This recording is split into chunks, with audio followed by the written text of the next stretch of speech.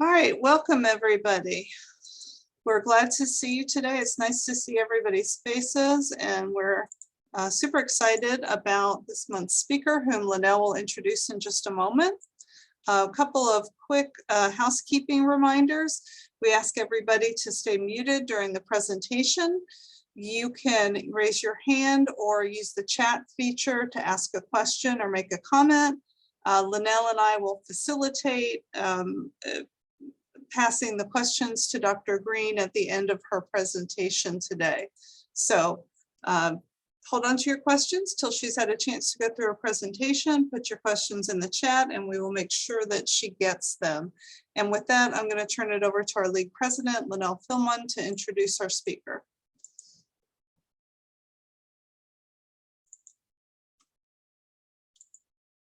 And you're muted, Linnell. Let me see if I can fix that for you. All right, what is Zoom if we don't have a technical glitch every now and then? Thank you so much.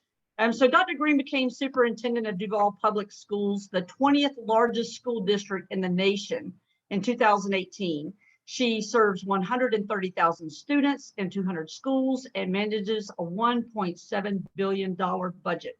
During her tenure as superintendent, Dr. Greene led the passage of the asset sales tax referendum during the 2020 election to help fund district capital needs as maintenance and repairs on some of the oldest school buildings in the state of Florida. Dr. Greene was named 2021 Florida Superintendent of the Year by the Florida Association of District School Superintendents, making her the second African-American woman to receive this honor. Prior to her work in Duval County, she was the superintendent of the Manatee County School District, where she made significant strides forward academically, financially, and in terms of public perception. During her 33-year career as an educator, she has spent time as an educator, assistant principal, and worked in curriculum development, staff development, and senior executive leadership. Dr. Greene's father served in the United States Air Force, and she grew up living in locations all over the United States and abroad. She is married to James Greene, an independent financial advisor and retired Navy. They have two sons, Alden and Joshua. And after a very long board meeting last night, a very late night and early morning, we are so glad that you're still able to join us today. And with that, Dr. Greene, the Zoom floor is yours. Thank you, and good afternoon. And it is a pleasure to be here with you. Yes, it was a long night and early morning, but I knew that this group is always a pleasure, and I always am excited when I'm given an opportunity to speak to you. So I'm going to share my screen really quickly here and go through my presentation. If I am getting close to time, if someone could let me know so that I can stop talking and give individuals an opportunity to ask questions, that will be very helpful. Will do.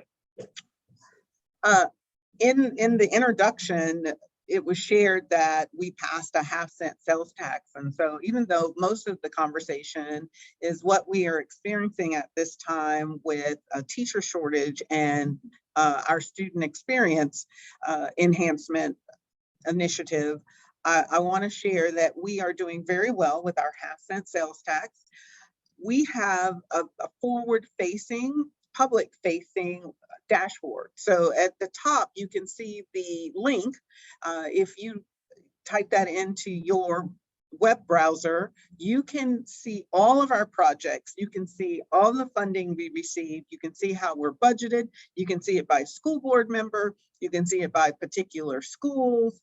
All the information you want to know about our master facilities plan or the 1/2-cent sales tax referendum is on that website. So I highly encourage everyone to copy down that link and take time when you have a free moment to peruse that website.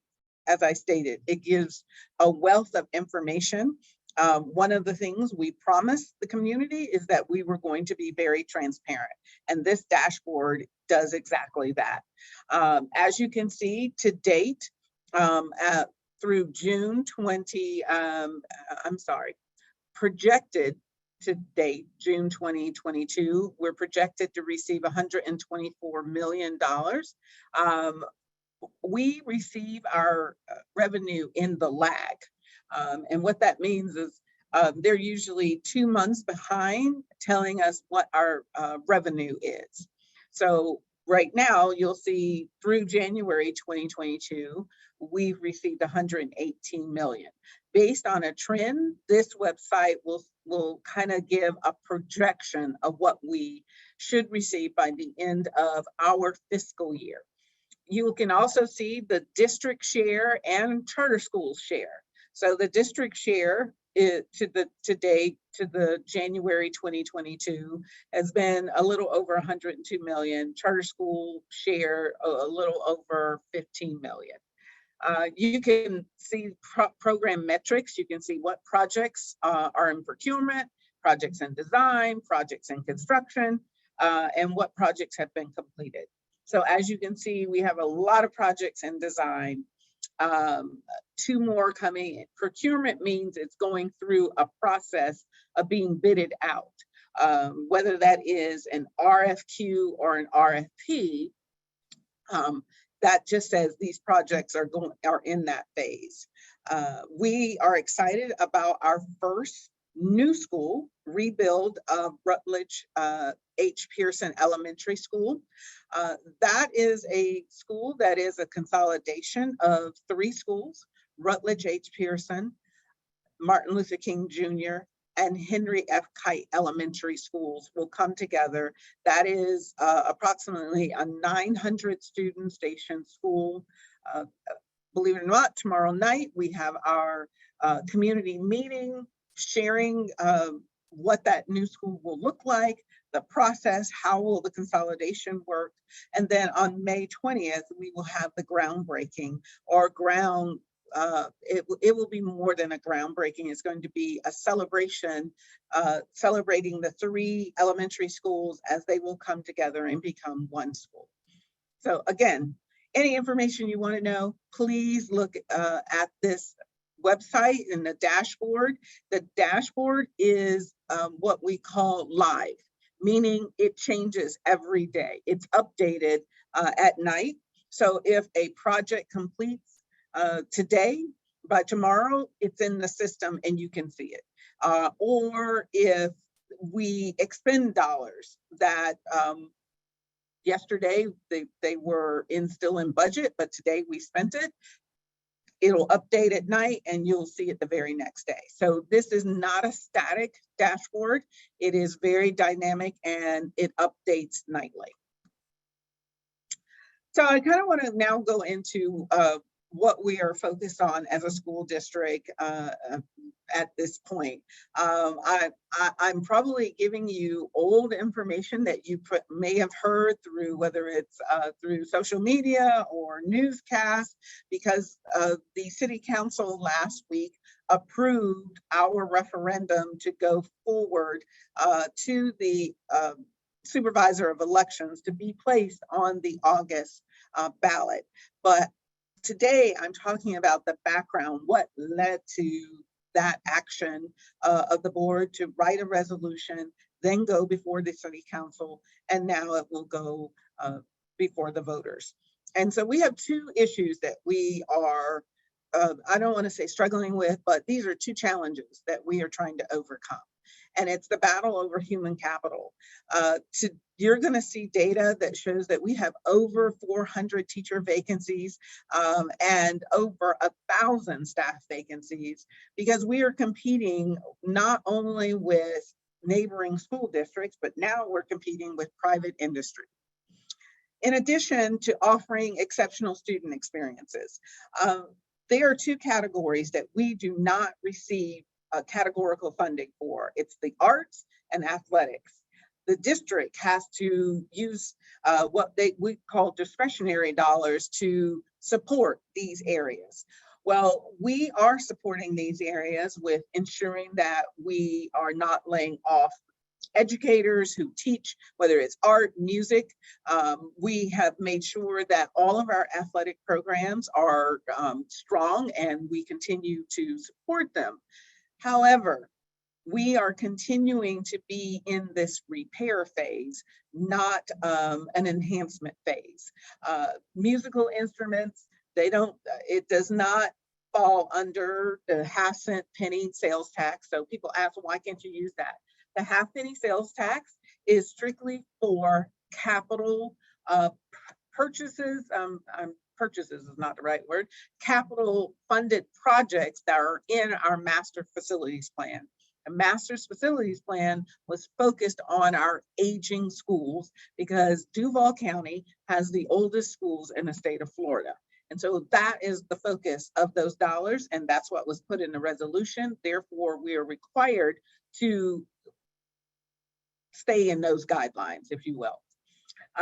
So as I stated, there's no categorical funding that exists for items like instruments, uniforms, playgrounds, improving our football fields, baseball fields, softball fields, all the things we offer for our students. We want to continue to be one of the highest engaging school districts in the state of Florida, ensuring that we offer these experiences for all of our students, not just our students that attend performing arts magnets or magnets that focus on academics and athletics. I think this group knows better than anyone. After effective parenting, the #1 determinant of student success is having an outstanding teacher. Many of you have relatives that are teachers. Many of you may have been teachers yourself, but you know the impact that an outstanding teacher has on student achievement. And it's been documented. This quote came from the Florida Council of 100, the Horizon 2040 project, focusing on how we can improve education for all students in Florida. As stated, we have over 400 teaching vacancies. This data is as of February 2022. Our instructional vacancies has increased over 155% over the past 6 years. So the teacher shortage did not start with the pandemic. It started pre-pandemic. The pandemic just exacerbated that problem, as you can see, with an increase of 98% since the start of the pandemic. These are instructional positions district-wide. Here's the evidence that tells us that it's not just teachers are leaving because of I can have a better job in another school district. They are leaving for a variety of reasons, but one of the main reasons is tied to the pandemic. Stress has been a serious problem. In addition, corporate entities have found out that teachers make great employees. The pandemic really pushed teachers to utilize their technology skills, and now that they've become technology proficient, everybody else wants these individuals. We are seeing that many of our teachers are leaving for positions, one, that give them flexibility. They can work from home. Florida is a state that was one of the first to move back to brick and mortar and requiring us to offer the brick and mortar option for our students. And even though we have students who are now taking our virtual school, we have approximately today close to 3,500 students who are learning virtually. And next year, that number is probably going to drop to about 2,000. So that reduces the number of positions we need to allow teachers to work from home. And last but not least, what we are seeing is also the colleges of education are not putting out teachers. Today, University of North Florida has approximately 200 students in their College of Education. That means from freshmen to seniors, only 200. That would not even cover half of our teaching vacancies. EWU, Edward Waters University has closed their College of Education. Jacksonville University, they're continuing to have a dwindling number of students in the College of Education. So not only are our veteran teachers leaving, we do not have the same number of teachers that used to go through the College of Education be available for school districts to hire. You can see that national labor statistics, we're talking over 500,000 fewer educators in America's public schools compared to before the pandemic. And so in 2021-22, 0.57 hires. That means for every 2 people leaving, you get maybe half of a position back in your school district. What we are seeing in Duval, for every 5 hires, we're seeing 10 veteran teachers either retire or leave the school district. So let's look at how we rank amongst the Big 7. We are one of the 7 largest school districts in the state of Florida. In the intro, you heard that we are the 20th largest school district in the nation. When we compare ourselves to the Big 7, and we compare ourselves to the Big 7 because we have very similar issues. These are the largest urban school districts in the state of Florida. As you can see, we are ranked number 7 out of 7. We are ranked 40th out of the 69 school districts in average teacher salary. When you look at Miami-Dade, Palm Beach, Broward, Pinellas, they all have a millage supported supplement. So they are able to offer more in teacher compensation than school districts such as Duval. Hillsborough is also moving forward with a referendum for teacher compensation. Orange County has a 1 mil referendum.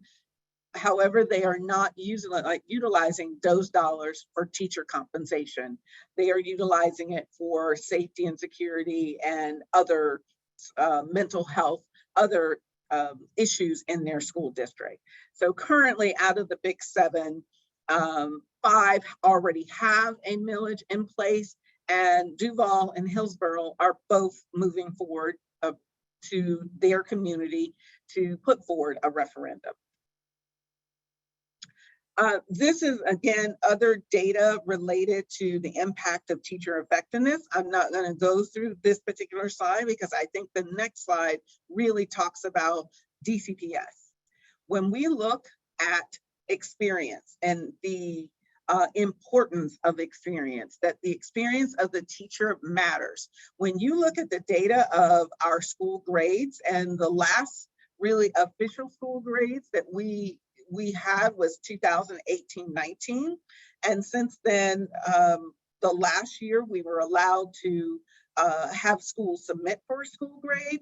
So when you look at this data, it's a little misleading because currently we have no F schools, but in 2018-19, we did.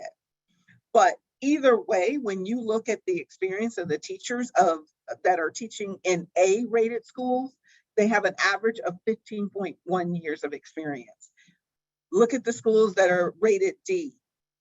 Average years of experience, 10.4. So almost 5 years difference of teaching experience in schools that have higher school grades. So again, experience does matter. When you look at the retention of keeping our veteran teachers, look at the percent of highly effective teachers. Our teachers' compensation is based partially on their rating. Teachers who are rated highly effective get the most compensation versus teachers who are unsatisfactory, needs improvement, and even our effective teachers get higher funding, but the highest rating a teacher can receive is highly effective. When you look at years of experience, look at our new least veteran teachers, 1 to 5 years. Only 10.74% of them reach a highly effective rating. And it's not because they're not great teachers. It's because they haven't had the experience. They haven't worked with different student populations. They haven't had enough experience that they know when to make that tweak. They know when to give that extra little support to that student. And look at the experience. You continue to see the highly effective rating increase. 36 to 40 years, almost half of the teachers are making a highly effective rating. So experience matters, but that's what's walking out of the door for our schools, not just in Duval. This is a statewide, a national problem. Again, when you look at our experience, Duval is ranked at 58th, or I'm sorry, my picture is over. Yeah, 58th out of the 69 districts in teacher experience. Our neighboring districts, St. John's, Clay, Nassau, their teachers all have average teaching experience more than Duval. Again, experience matters. Experience plays a huge role and impact on student achievement. Not only does experience matters, but the support of paraprofessionals. Those of you who have been a part of the public education know the value of the paraprofessional. That is that second person in that classroom, especially in our ESC classrooms, exceptional student classrooms. These are classrooms for students with disabilities. That individual plays a major role. Their support is truly tremendous to that classroom teacher. This board, our school board, had the foresight to move to the $15 per hour prior to the state passing legislation that we had to have all employers and all employees reach that $15 an hour by the year 2026. But even in getting to $15 an hour, look at all the jobs that are offered locally that are higher than $15 an hour. And paraprofessionals are either required to have a 60 credit hours of college or a 2-year degree of college, or be able to pass an assessment that allows them to be a paraprofessional. And that assessment is very close to college entry type assessment. So again, these positions do not even have that requirement, yet they are making more than paraprofessionals. Today, we have over 350 vacancies as it relates to paraprofessionals. And last but not least, I talked about our student experiences and increasing this for our students.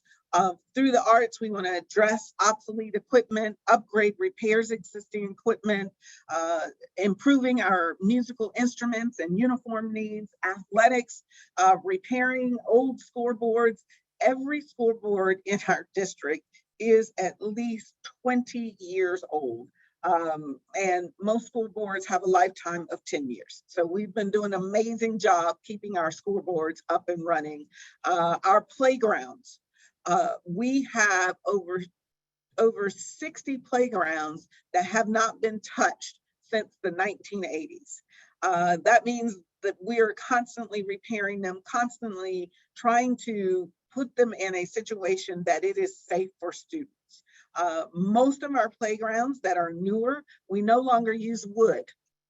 However, we have a number of playgrounds that still have wood type apparatus that really, it's not that they're not safe, but it's hard to make sure that students aren't getting splinters, or making sure students have a better opportunity to utilize equipment that the sun has not somewhat deteriorated it. So these are the things that we were focused on, ensuring that our students, again, have exceptional student experiences, because these are activities that many of our students feel like that's what keeps them in school. That's what helps them remain focused on their classwork and improve their attendance and being in school. And we just want to, as a school district, again, continue to be ranked as one of the highest performing school districts and most engaging school districts. So with all of that said, I made a recommendation to the school board to introduce a resolution for a ballot measure for a 1 mil increase, which would address additional funding for compensation for teachers and staff, arts and athletics, and we are required to give charter schools their proportionate fair share based on their student enrollment. There are at least 20 counties in the state that already have a 1 mil referendum approved by the voters. This year, there are at least 5 additional school districts that are also going out to seek for a 1 mil referendum. I think I talked about Hillsborough. It's my understanding that Pasco, Brevard County, and there are 2 other counties that are considering moving a referendum forward to their communities for a 1 mil.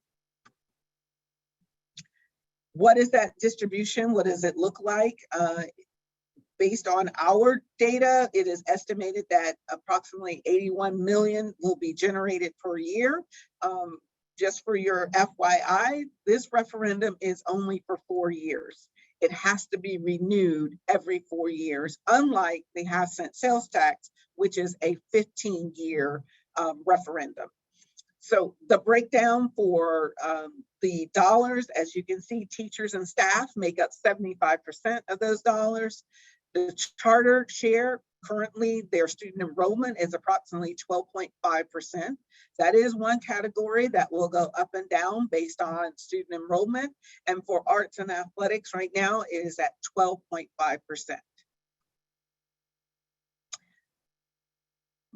Our pathway forward, as you can see, last week, the final city council consideration of the resolution was passed. That information must be to the supervisor elections by June 24th. And again, it will be on the August 23rd primary election ballot.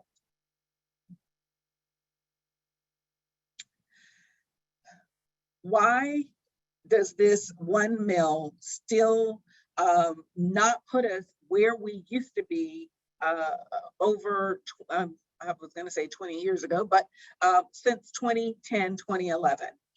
The required local effort over the past 15 years has continued to decline. When you see it in 2007-8, that was the beginning of the recession, the required local effort was 4.879. In 2010 and 11, it rose to 5.346. Since then, it has declined, or what we call rolled back to currently today, it is at 3.560. In the next month, we will find out whether the Department of Education will roll it back again. But even with the 3.560, and if the referendum passes for 1 mil, we still will be lower than where we were in 2010-11, because it will only be at 4.560. So again, the decline in millage over the last 15 years, as you can see, costing the district over $657 million over those years, if that millage rate had stayed at 5.346.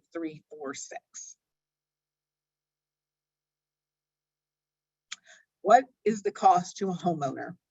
1 mil equates to $1 per 1,000 assessed value less homestead exemption. Owners, so an example of an owner of a $225,000 home would pay $17 a month if this referendum is successful in August. So that kind of closes out my presentation, and hopefully I'm still within my time to be able to address any questions. Thank you, Dr. Greene. You are perfect in your timing. I have the first question for you. And that question is about the dashboard that you showed us earlier. Is that dashboard being used to show or to track unencumbered funds that are assigned to charter schools so that should they be required to return them, that data is readily available? Charter schools are not a part of the district dashboard. We are now developing a charter school dashboard that will be public facing. And so the public will be able to see what charter schools are receiving and what they are expending their funds on and what their projects are. That should be coming out hopefully in the next month so that the community can see both. This dashboard was specifically designed for traditional schools under the auspices of DCPS. Thank you. And then I think Linnell has a couple of questions from our education committee. I do. Dr. Greene, thank you for that. That was great. I had looked at the dashboard before, and now I actually understand what all I'm looking at. So thank you for that. On behalf of our education committee, just a couple quick questions. When a piece of proposed legislation is introduced and that legislation requires efforts from school districts upon its passage to implement, are there costs? Are the costs are they unfunded mandates calculated ahead of time and communicated to the legislators, or does the school board inherit the cost?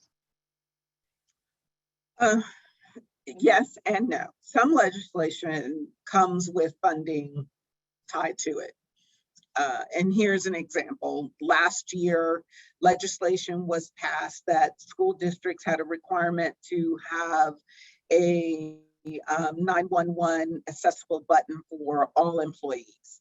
It came with, oh, here are the vendors that you can use, and here is the funding that comes along to support that requirement.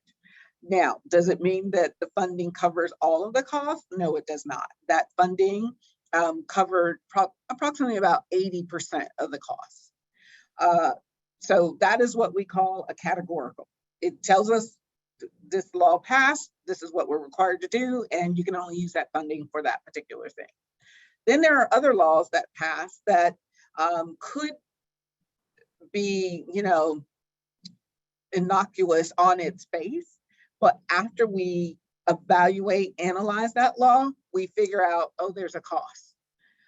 So an example would be this year, there was a law passed that we had a requirement to notify families if students are taking a mental health screener. The law last year required us to offer mental health screenings. And so we offer it in 3rd, 6th, and 9th grade.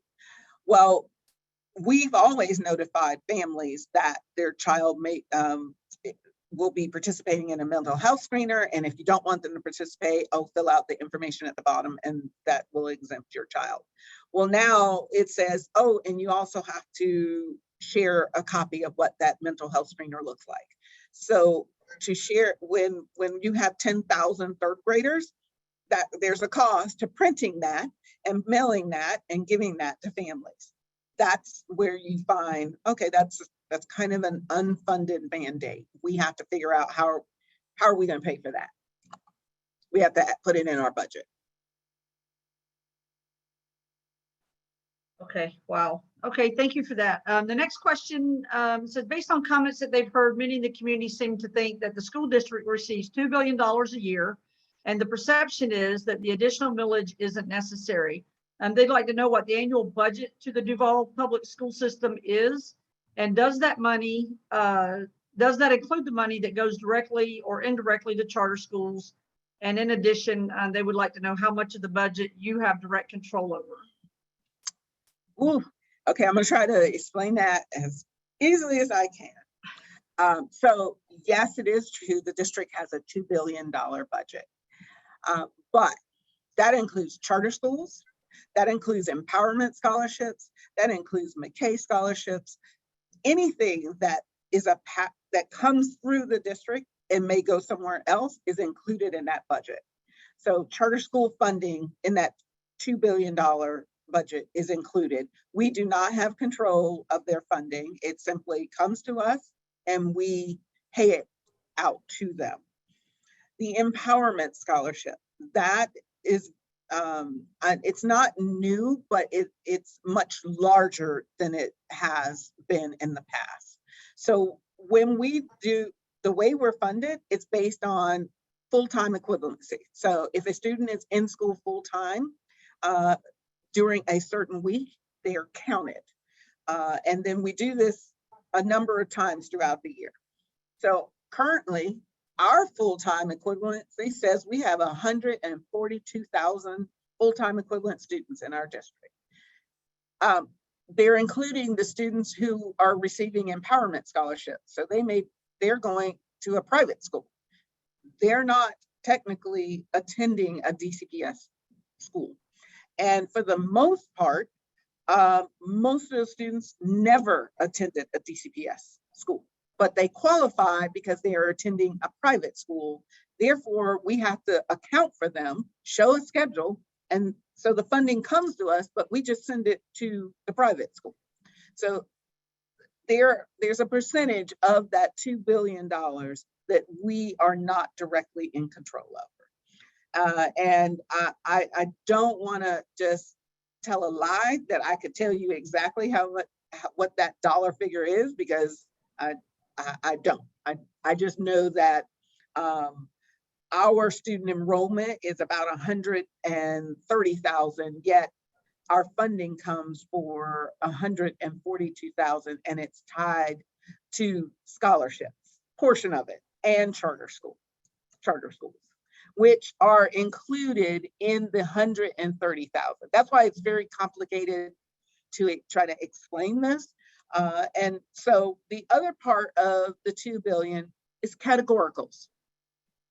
Most of our money comes in categories, and they tell us this is what you must spend it on. So a category, transportation, we are funded about 40% of the total cost of transportation. So we receive approximately somewhere between 20 and $25 million for transportation, but transportation costs 70 million. So the district's discretionary dollars, we have to utilize to fully fund transportation. So we get 25 million for it, but it actually costs $70 million. So the discretionary dollars is what picks up that gap.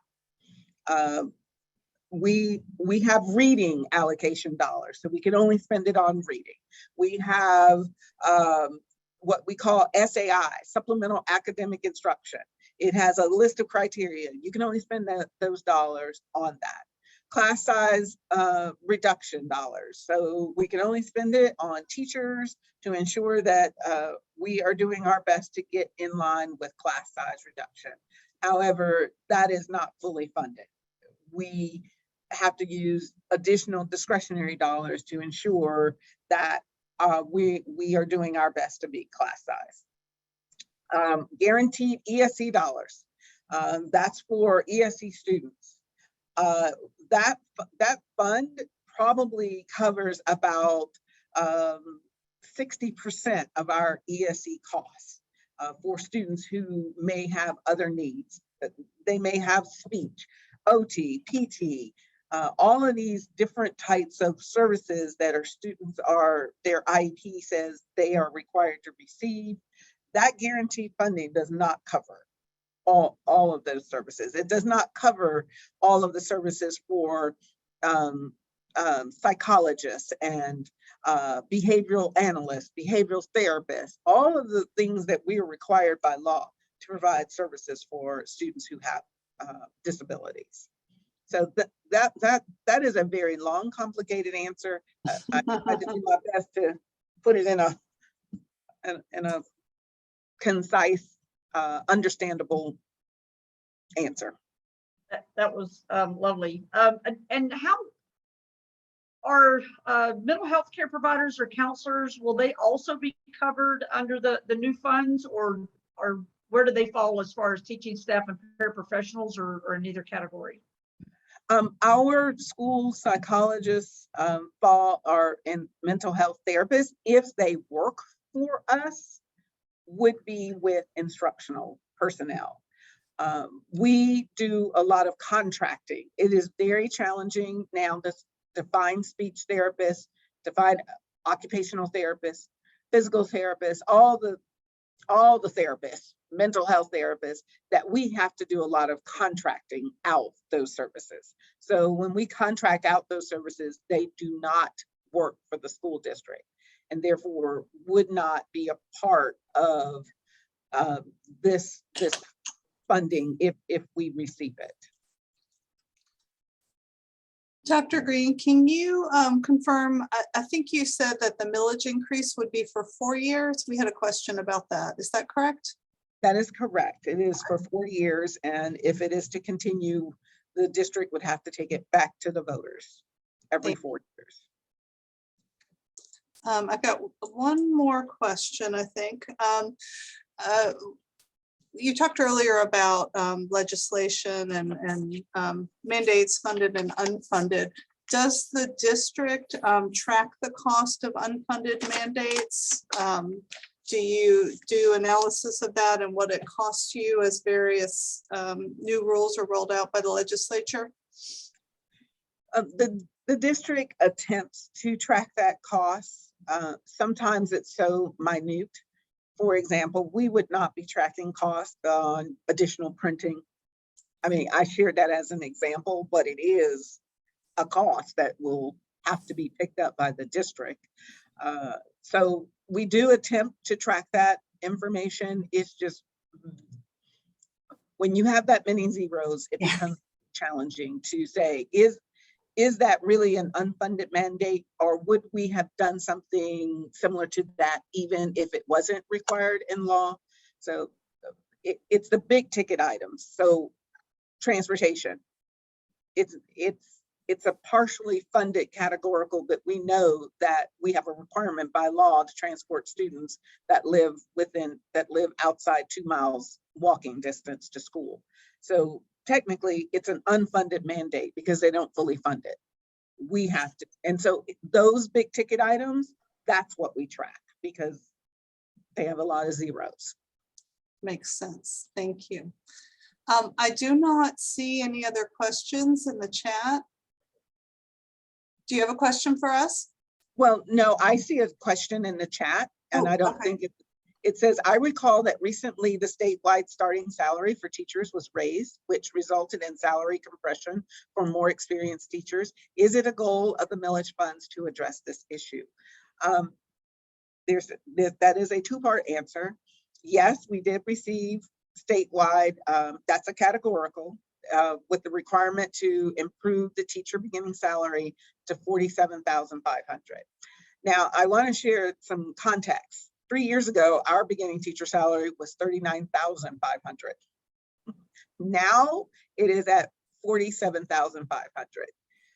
So they are now making the salary of a 17-year veteran teacher. Because of that, my 17-year veteran teacher makes less than $1,000 than the teacher who's 17 days into the classroom. And that is the problem we are seeing with, yes, we thank the governor and the legislators for trying to beef up the beginning teacher salary, because 3 years ago we were ranked, I think 48th in the nation, and now they're ranked 16th in beginning teacher pay. However, when you look at teacher average salary, we're now ranked 49th. No, we're ranked 48th. I'm sorry, we're better than 2 other states. And it's because of the compression. Yeah, you move the beginning, but nothing has been done to support the teachers who are experienced. And so this has the opportunity to address that. However, a new legislation was just passed that says districts can't use additional funding to support teacher experience without addressing the teacher performance pay, which then puts us right back to where we started. So it's gonna take a lot of conversation and working with our unions to figure out how can we support our veteran teachers, because this, as you saw in my PowerPoint, it matters. They are the ones who have the experience. They are the ones who are making the impact with children. And the more that we're losing them, yes, if we're replacing them with newer teachers, but as you saw, the newer teachers, they don't have that level of experience yet to have the impact that we need. I have the chat up, so do you mind me addressing a couple? No, of no, please do. I think some of those questions must be going directly to you instead of co-host because I'm not seeing them. So please address whatever you'd like. We've got about 5 more minutes for questions. Okay, is HB 1557 and HB 7 causing teacher stress that might be causing them to leave? Because that legislation actually doesn't even go into effect till July 1, we're not going to know the effects at this time. I would be in a much better position to answer that by the end of the year. We know that a lot of legislation that was passed is causing our teachers stress, and we are working as a district to see how we can minimize that stress for our teachers. How can we provide more supports for them to maneuver through these legislations to ensure, one, that our teachers are knowledgeable and that they are safe in doing their job, and also that we're not putting them at risk for lawsuits and the district itself at risk for lawsuits. So besides teacher raises, what are you doing to reduce teacher stress? Again, the district has put in a number of resources. Our teachers, we made sure that they had access to mental health support. We doubled the number of days that they can access to a mental health therapist or a mental health expert without any cost to them.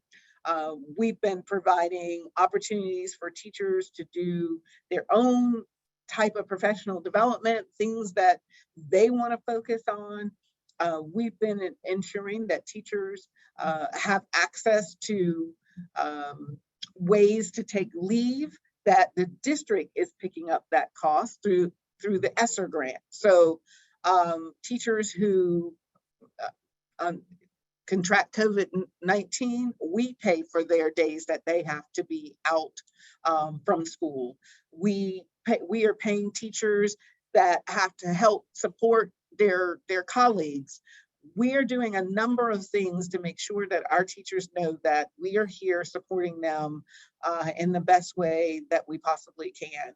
And this isn't one thing that we're doing this week, because this week is Teacher Appreciation Week. The recognition that we are giving teachers, the gifts that we are giving teachers aren't, expensive, but what we hear from them is, thank you for at least recognizing me and know how many years of experience I've been in this district, and I just value that opportunity. We've done some fun things over this school year. So we had our first school carnivals where we were allowing teachers to earn sort of comp time, ways that they can be able to leave early, be able to make sure their classes are still covered. We are sort of kind of restricted to a lot of things that private companies can do, but because we're technically a governmental agency, we're not allowed to do. So anything that was under an appropriate way that we can support our teachers and staff, it's not just teachers, our paraprofessionals, food service, custodians, everyone has been under a tremendous amount of pressure over the last 2 years. And we really tried to be as flexible as we possibly can and ensure that our number one primary mission of teaching and learning for students is still our primary mission, and we remain focused on that. We've tried to implement in our schools. Thank you. Right, Dr. Greene. So thank you so much. This has been extremely informative, and I had my camera off, but I promise you I was a good pupil. I was taking notes, and we are going to make sure that we share this with our fellow league members who couldn't be with us today. And also it'll be on social media for the community, because this is just really valuable for everyone to have a rich understanding of what's going on and not get caught up sometimes in the, the political ping pong ball that gets whacked back and forth. And like you said, we really want to focus on making sure that our children are in safe environments that are really conducive to their learning. So we appreciate that. I do want to say that it was great to have the redistricting meetings held out in the public schools. I think for a lot of us, it was the first time that we were coming into contact with some of the schools. And there was a stark contrast in some of the environments we were in. So I'm not sure who maneuvered that, but that was a great opportunity to get out and see where our children are going to school.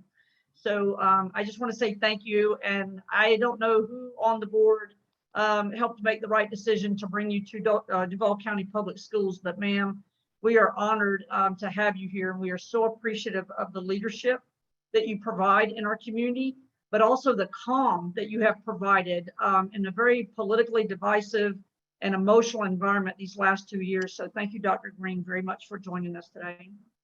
You're welcome. Thank you. Thank you very much. Yes, ma'am. We're going to do a couple of league announcements. So Dr. Greene is going to go take a break, much deserved from last night. But just quickly, if you are interested in participating in candidate forums, that means actually helping to plan them by league policy. There is a committee for that on Club Express. All you need to do is go in there and enter yourself as a member. And then we'll start planning on how to navigate with that committee in the next few weeks. Next slide. Also, I'm going to be putting together a fall membership meeting committee. For anyone who got to join us before the pandemic seized upon us, seems like 100 years ago, but just two years ago in February, we'll be doing something similar to that. It'll be similar like a coming out for our first meeting in September is what we hope to do. So if you are interested in that, there's also a committee for the fall membership meeting. Just go into Club Express and you can sign up for that as well. Next. We have a couple of tours coming up with the supervisor of elections for Duval County, looking at something a little different for St. John's here soon. But Diane will be leading our team on a tour on the 17th. It'll start at 9 a.m. I sent an email out with a sign-up link for those in Duval County for that. Also one on the 18th that I'll be leading at 9 a.m. We will be staying away from just a couple of tripwires for a lawsuit that is still out there for SB 90 that we're not part of, but it is Lee County and I think Palm Coast are suing the supervisor of elections over some particular language still in SB 90. But I do have a couple of seats still left in each one of those. If you would like to join us, please make sure that you respond via link. Go ahead, Deb. She's got a trigger finger. Our annual meeting is coming up on the 1st of June at 11:30. It will be via Zoom. Hopefully this will be one of our last major events via Zoom. And then we'll come back in to the September lunch and learn and meeting perhaps in person. But I know it's boring to many people, the bylaws, the budget, and electing new people to serve on the board. But y'all, without the bylaws, we have no guidance. Without the budget, we have no program. And without officers on the board to lead us, we have no leadership, no vision, and we make nothing happen. So you'll probably get a courtesy phone call from a board member in the last week before the annual meeting, just reminding you and inviting you to come out. But you know, this is one of those necessary things that we have to do, and we hope that you'll join us for that. Next slide. We will be working on the local program for next year. The first meeting will take place on the 10th of June, which I think is a Friday at 10:30 in the morning. The next one will be in July at noon. I think that's a Saturday, and it will be out at the Southeast Regional Library. I will be sending a link out for that for people to sign up, so I know that I have enough space to operate in when we get ready to do it. And again, the local program is kind of a compass that we use throughout the coming year to really guide the league and the work that we'll be doing and the action items that we will commit to. Next slide. The National Convention, the 55th National Convention, is going to be taking place June 22nd through the 26th. It will be taking place in a hybrid fashion. So a number of folks, including our president, Cecile Schoon, and our executive director, Leah Nash, they'll actually be out in Denver. I'll be participating virtually, as will two of our other delegates. Linda Mann, our education director, and Karen Parrish, our membership director. So we will be serving as delegates. There is a link out there that you should have gotten from League of Florida. If you want to sign up to be an observer, there are some fees attached to some of these items. So please make sure you're aware of that before you commit. Next slide. And having said that, Our intern, I do believe, has officially left us, but Deb still keeps us really in tune on social media. So our Facebook page is there, our Instagram, we are also on LinkedIn. And then we have our website, which links you through Club Express. Lots of volunteer opportunities out there, events that are coming up, past events, video link from today's event will also be there. But please find us on social media, email us if you have ideas about things going on. And again, the league really doesn't exist without our members and our members who actually get engaged and help us accomplish those things that we set out to do in our local program. So having said that, I will say thank you so much for joining us on what is a really beautiful first Wednesday of May.